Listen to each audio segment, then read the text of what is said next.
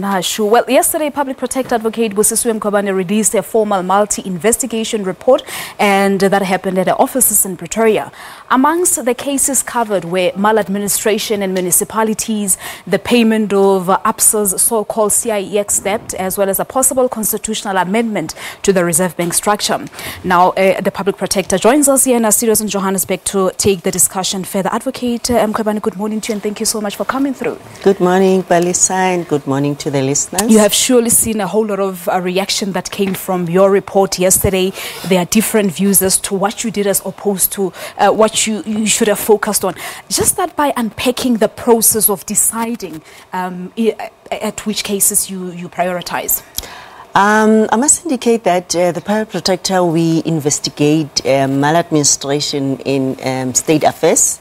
And when we receive an application, we assess the application, and then we decide to investigate the matter. In fact, I decide to investigate the matter. And there are no cases which we prioritize per se, because we deal with each case as and when we receive it.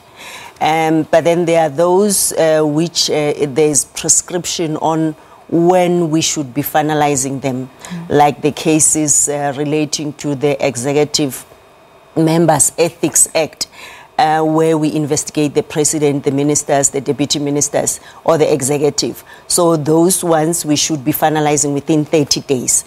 But then you find that most of the time, or due to problems of backlog or capacity constraints, we don't finalize them within the 30 days.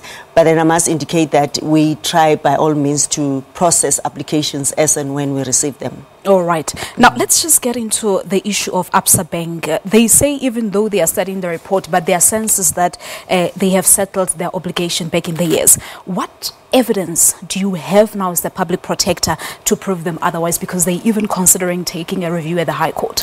Let me start by saying it must be clear that we were investigating the South African government and the Reserve Bank. For the South African government, before spending 600,000 pounds to pay for the CIEX report. And after that, the South African government and the Reserve Bank never recovered the monies which were identified to have been given to Absa as a gift, in fact to Bankop and then Absa later. Therefore, it must be clear that there is evidence that that money, in fact Absa benefited from that illegal gift, because yes, they've paid back the 1.5 billion which they were owing, but then there are interest which they benefited from, because they were getting the interest for them to deal with the bad debts of Bankop originally. And then when Absa took over in 1992, then they still benefited from that 15% interest, which they in fact, it's getting the money, the loan, and then that the interest was assimilated as if it was a loan. So I think they are within their right to take the matter on judicial review. And our finding is that the SIU should be recovering that interest which Absa benefited. That amounts to 1.1 billion rand. Yes. Now, your response, Advocate Mkhwebane, to an analysis that you are overreaching your own mandate by seeking to amend South Africa's Reserve Bank constitutional mandate. The mandate of the Public Protector is to investigate, to report on that, and we need to, as a constitutional institution, which is there to strengthen constitutional democracy, we need to also make sure that we redress the imbalances which are the South Africans or whoever is not benefiting to benefit. Therefore, in this particular instance, is not overreaching my powers. But then again, it will be interesting if Absa take the matter on judicial review, because the courts are there to interpret and to even clarify our mandate or our powers as constitutional bodies.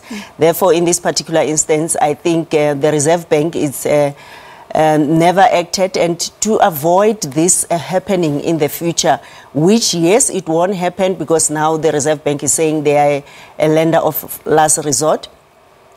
But then at the end of the day, whatever is happening or whatever the Reserve Bank is doing currently, it's only benefiting a few.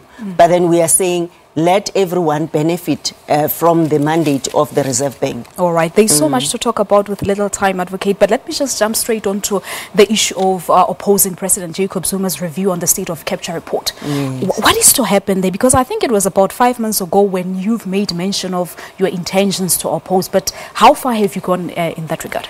It's still a process. I think South Africans need to understand that